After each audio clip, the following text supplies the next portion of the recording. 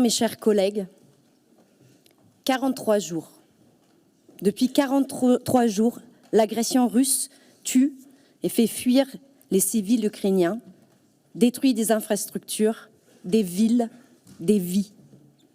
Depuis 43 jours, l'autocrate Poutine et les oligarques russes qui le suivent font croire au monde entier que la Russie est le sauveur de l'Ukraine, qu'elle agit pour libérer le pays d'un soi-disant joug fasciste. Ils flanquent un uniforme aux jeunes Russes avec l'ordre de tirer sur leurs frères, les enrôlent pour une cause a priori noble, mais qui cache un visage de prédateur. Nous ne sommes pas dupes. Cette guerre est une guerre impérialiste. La richesse de l'Ukraine.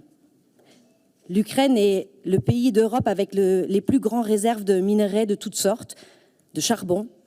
C'est le 4e plus grand réseau de gazoducs du monde. C'est le grenier de l'Europe. L'Ukraine représente un butin bien alléchant aux yeux de l'oppresseur Poutine. La course au profit cachée sous le manteau du nationalisme nous a conduits dans cette situation. Les nationalismes attisent la haine de l'autre et mènent tôt ou tard à la guerre. Les images récentes de Boutcha nous glacent le sang et nous rappellent tant d'autres villes.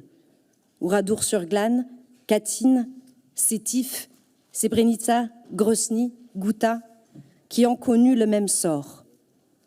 Le plus jamais ça semble décidément bien loin. Depuis 43 jours, nous disons stop à la guerre. Depuis 43 jours, nous condamnons fermement cette attaque et manifestons notre solidarité avec le peuple ukrainien et toutes les Russes qui s'opposent à cette invasion. Cette guerre va également à l'encontre de l'intérêt du peuple russe, qui lui aussi a droit à la paix. Les témoignages poignants de Marek Vosniak et Tetania Yoravalutsenko nous rappellent que nous avons un rôle à jouer, que nous avons la responsabilité d'agir. Je veux les remercier chaleureusement d'avoir pris le temps d'échanger avec nous et leur dire « nous sommes là ». Nous sommes à leur côté pour les soutenir dans leur engagement de tous les jours. Très concrètement, notre région a mis en place un certain nombre d'actions. Dès fin février, nous avons décidé d'abonder le Fonds Action extérieure des collectivités territoriales, FACECO, géré par le Centre de crise et de soutien du MAE de 100 000 €. La région a contribué aux côtés de l'Ille-et-Vilaine, d'un ECPI et de 6 communes, ce qui représente 274 000 € pour le territoire breton dans son ensemble. En outre, 5 entreprises bretonnes ont contribué au fonds de concours des entreprises.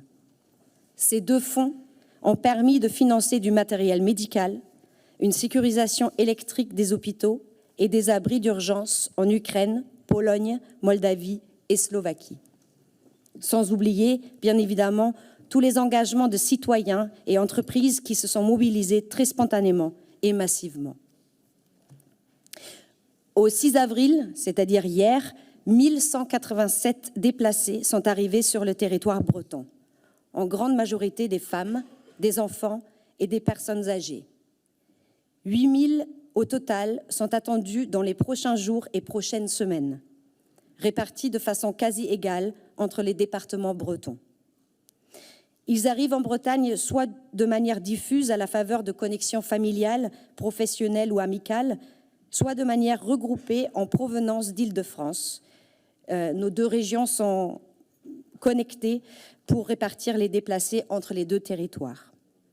Des comités de concertation organisés par les préfectures ont régulièrement lieu pour faire état de la situation et demander l'appui des collectivités dans l'organisation de l'accueil en matière d'hébergement sur 3 niveaux de besoins, urgence, court terme et malheureusement aussi le moyen et long terme, d'accompagnement social et d'éducation et de formation, l'accueil dans le primaire, le secondaire, orientation vers les dispositifs de formation pour les adultes, etc.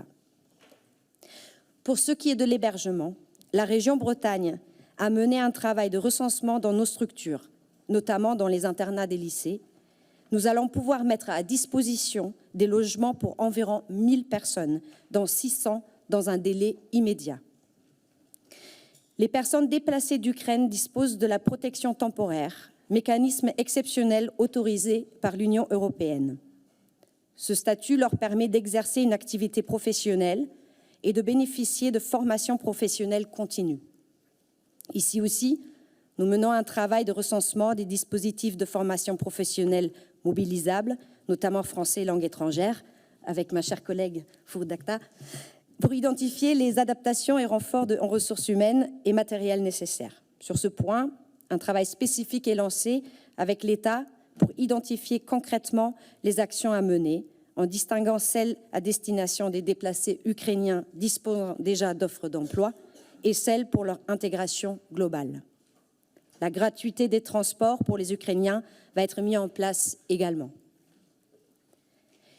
Aider dans l'urgence est nécessaire, mais il faut également penser notre soutien et notre solidarité dans la durée. La genèse de notre coopération avec la Wielkopolska est d'ailleurs un très bon exemple. Les premiers liens avec cette voïvodie datent de 1982, avec un mouvement de solidarité initié par Ouest France, qui a permis d'acheminer des vivres et de l'argent vers cette région polonaise pour soutenir le mouvement Solidarność. Dans le sillage de cet engagement, nombreuses villes, le département d'Ille-et-Vilaine et finalement aussi la région Bretagne ont signé des jumelages et coopérations en Wielkopolska. De l'élan de solidarité peuvent naître de véritables liens de fraternité qui durent dans le temps. Cette fraternité qui est le meilleur remède contre les nationalismes. L'Europe nous le montre tous les jours. Nous sommes à côté de nos amis de la Wielkopolska et à travers eux, avec la région de Kharkiv. Nous échangeons régulièrement avec eux pour savoir comment nous pouvons les soutenir dans l'accueil des déplacés ukrainiens ou dans des actions d'aide humanitaire envers Kharkiv. Notre triangle peut devenir un symbole de coopération entre régions pour lutter pour la paix. Pour la région Bretagne, l'engagement dans la solidarité internationale est un devoir. Les guerres de ce monde nous montrent que la paix est fragile, qu'elle ne va pas de soi, qu'elle est le fruit d'un travail de tous les jours. Nous, à la région Bretagne, souhaitons y apporter notre contribution pour un monde libre, fraternel et solidaire. Laissez-moi terminer avec quelques mots de Bertolt Brecht. Général, ton tank est puissant. Il détruit des forêts, il écrase des centaines de personnes, mais il a un défaut. Il a besoin d'un conducteur. Général, ton bombardier est puissant. Il vole plus vite que la tempête et il peut porter plus qu'un éléphant ne porte. Mais il a un défaut. Il a besoin d'un monteur. Général, l'homme est très utile. Il peut voler, il peut tuer, mais il a un défaut. Il peut penser. Cette guerre n'est pas la nôtre. Merci.